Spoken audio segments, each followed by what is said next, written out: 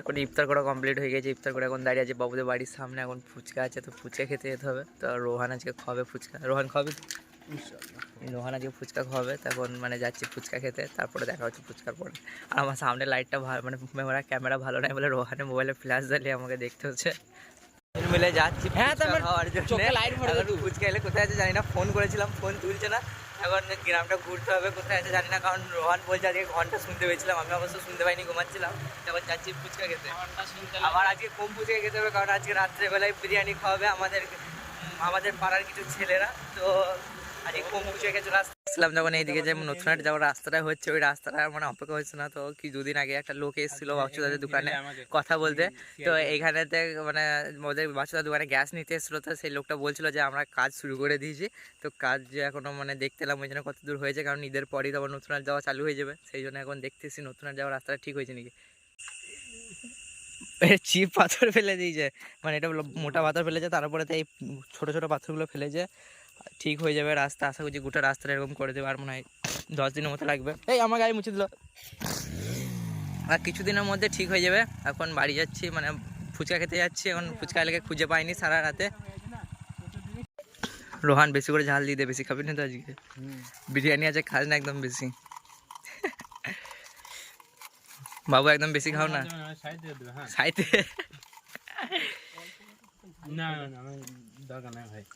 বেশ ঠিক আছে, বেশ ফুচকা খাওয়া হয়ে গেলে তারপর আবার দেখা যায়। এখন যে ফুচকা খাওয়া শেষ হয়ে গেছে, ফুচকা খাওয়া শেষ হওয়ার পরে এখন যাচ্ছে স্প্রাইট খেতে, কারণ স্প্রাইট খেতে যাচ্ছি। আবার সামনে যে স্প্রাইট খাবো, তারপরে দেখা হবে।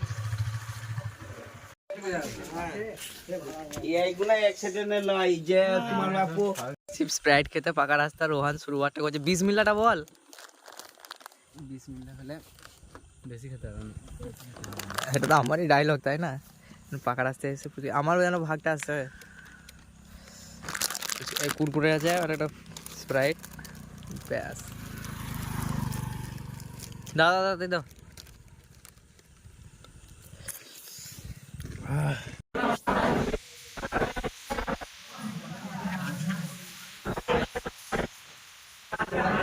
নিয়েছে দুটো পেঁয়াজ নিয়ে নিয়েছে। বল। বাড়িতে 12:30 বাজে, এইমাত্র ঘুম থেকে উঠলাম। এইমাত্র ঘুম থেকে উঠিনি, অনেকক্ষণ আগেই ঘুম থেকে উঠেছি, প্রায় 1 ঘন্টা হবে। ভিডিও এডিট করলাম, ভিডিও এডিট করে ওটা পোস্ট করা হয়নি, বাচ্চার দোকান গিয়ে পোস্ট করব। আর গোসল টোসল কমপ্লিট করে নিয়েছি, এখন যাচ্ছি বাচ্চার দোকান। বাবুর সঙ্গে ফোন করে ডাকলো, তো এখন বাচ্চার দোকানে গিয়ে দেখা হচ্ছে। আর বাচ্চার দোকান আজকে গাড়ি নিয়ে না, আমাকে নিয়ে যেতে হবে আজকে সাইকেল। এই সাইকেল নিয়ে আজকে আমাকে যেতে হবে। তো চলো যাওয়া যাক বাচ্চার দোকান। এখন পৌঁছে গেছি বাচ্চার দোকান। বাচ্চার দোকানের সামনে সাইকেলটা লাগিয়ে এখন যাচ্ছি বাচ্চাদের দোকানের সামনে। আমার তো কোনো কাজ থাকে না, আমি আড্ডা মারতে আসি, তখন আড্ডা মারা চালু করা হবে। বসে বসে ভিডিও আপলোড করছিলাম, মানে একবার ভিডিও আপলোড হলো আর 20 MB মতো বাকি ছিল, তখন ভিডিওটা আবার কেটে গেল। আবার প্রথম থেকে শুরু হয়ে গেলো পুরো। যখন থেকে এসেছি তখন থেকে ভিডিও আপলোড, বাইরে বসে বসে ভিডিও আপলোড করে বেরিয়ে কেটে গেলো। এখন যাচ্ছি নামাজ পড়তে। নামাজ পড়া মানে খুবই দরকারি জিনিস। এখন আমি যদি তাড়াতাড়ি জামাত পেয়ে যাবো, ও আর পাবে না জামাত, কিন্তু মানে আমি এখন তাড়াতাড়ি যাওয়ার চেষ্টা করবো, জামাত ধরার চেষ্টা করবো। এখন যাচ্ছি নামাজ পড়তে। তুমি জামাত পাওয়ার কি তোমার অসম্ভব ব্যাপার জামাজ পড়তে, কারণ এই এখন নামাজ প্রায় স্টার্ট হয়ে গেছে। এখন 30 বাজছে, 1:30, জামাত স্টার্ট হয়ে গেছে। আমি যদি এখন আমার আব্বা সাইকেল হিসেবে তাড়াতাড়ি চলে যাই, আমি এখন জামাত পেয়ে যাবো। এখন তাড়াতাড়ি গিয়ে জামাত পড়তে হবে।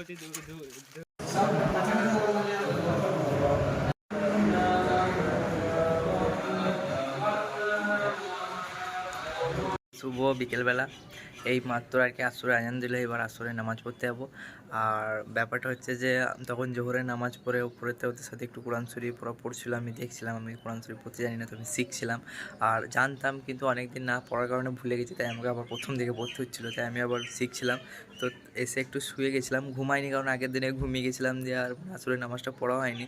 তো আজকে ভেবেছিলাম ঘুমাবো না, শুয়ে থাকবো, তো শুয়েছিলাম একটুখানি। এখন যাচ্ছি আসরের নামাজ পড়তে, নামাজ পড়বো, তারপরে বিকেলবেলা হাই স্কুল যাবো, যদি খেলা টেলা হয় একটু ঘুরবো। এখন যাচ্ছি নামাজ পড়তে। আর মোবাইল আমি রেখে যাচ্ছি, কারণ আমার মোবাইলে চার্জ নেই, তো আমি এখন মোবাইলে চার্জ দিয়ে যাবো। তো আসলে নামাজ পড়ে চলে এসেছি বাড়ি থেকে, ফোনটা চার্জে দিয়েছিলাম, কিন্তু কারেন্ট ছিল না, মনে হয় চার্জ হয়নি ভালো। 50% ওপরে একটু চার্জ হয়েছে। এখন যাচ্ছি হাই স্কুল মাঠে গিয়ে এখন বসে থাকতে হবে।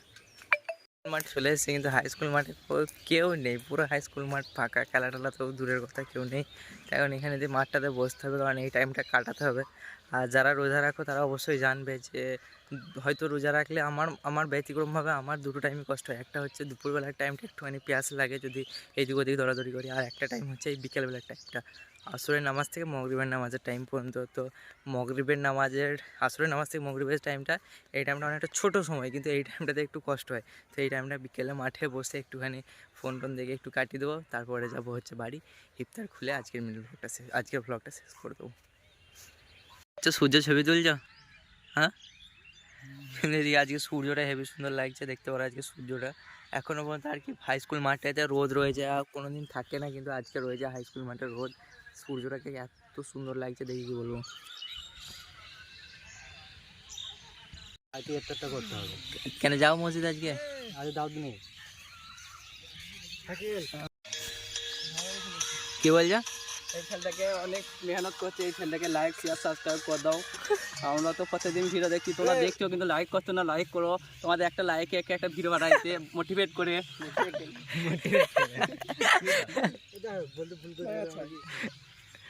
আমি যেরকম জানি সেরকম বল দিলাম, বলে না তোমার দেখে লাইক আমাদের চ্যানেলটাকে লাইক শেয়ার এবং সাবস্ক্রাইব করে দিও। তাপস তখন মরুম হয়ে যাবে, মরহুম মকবুল। তো মকবুলও বলা যাবে না, তোমার জীবনের মূল্য কানা করিও নাই। একটা ছাগলের মূল্য আছে, পচা কুমড়োর মূল্য আছে, আলু বুঝিয়ে দিলে জোর হবে। পচা কুমড়া কোনো দাম নাই বলো।